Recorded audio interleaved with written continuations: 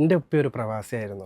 2015 രണ്ട് കണ്ണിൻ്റെയും കാഴ്ചകൾ മങ്ങി ഷുഗറെല്ലാം കൂടി ഉപ്പ പ്രവാസം നടത്തുമ്പോൾ ആ 2015 ഞാനും പ്രവാസിയാവണത്.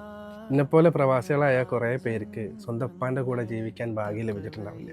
എൻ്റെ ഇത്രയും ആയുസിൻ്റെ ഇടയിൽ കണ്ടിന്യൂസ് ആയിട്ടുള്ള ദിവസങ്ങൾ എണ്ണി നോക്കുകയാണെന്നുണ്ടെങ്കിൽ വെറും 3 വർഷം മാത്രമേ എൻ്റെ ഉപ്പാൻ്റെ കൂടെ ജീവിക്കാൻ എനിക്ക് ഭാഗ്യം ലഭിച്ചിട്ടുണ്ടാവുള്ളൂ. ഈ 34 വർഷത്തെ പ്രവാസത്തിനിടയ്ക്ക് ഉപ്പ എന്താ ഉണ്ടാക്കിയെന്ന് ചോദിച്ചാൽ സ്വന്തം സഹോദരങ്ങളൊക്കെ ഒരു നിലക്കെത്തിച്ചു, മക്കളായ ഞങ്ങളെ പഠിപ്പിച്ച് വളർത്തി.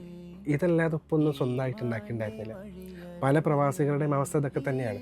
നമ്മൾ ആൺമക്കളൊന്നും നമ്മളെ ഉപ്പമാരോട് കൂടുതലായിട്ട് സംസാരിച്ചിട്ടുണ്ടാവില്ല. കയ്യിൻ്റെ ഉള്ളിലൊരു മെഷീൻ ഘടിപ്പിച്ചിട്ട് 8 വർഷമായിട്ട് 1000-ലേറെ ഡയാലിസാണ് എൻ്റെ ഒപ്പം ചെയ്തത്. നാട്ടുകാർക്കൊക്കെ പ്രിയപ്പെട്ട ആളായിരുന്നു. ഞങ്ങൾ മക്കളും ഒരു കുറവും വരുത്താതെ ഞങ്ങളൊപ്പാനെ ഞങ്ങളെ നോക്കിയിട്ടുണ്ട്. 2023 ഓഗസ്റ്റിലാണ് ഉപ്പ ഞങ്ങളെ വിട്ട് പിരിയുന്നത്. അവരെക്കാൾ വിലപ്പെട്ടതായിട്ട് നമുക്ക് ഈ ഭൂമിയിൽ ഒന്നുമില്ല.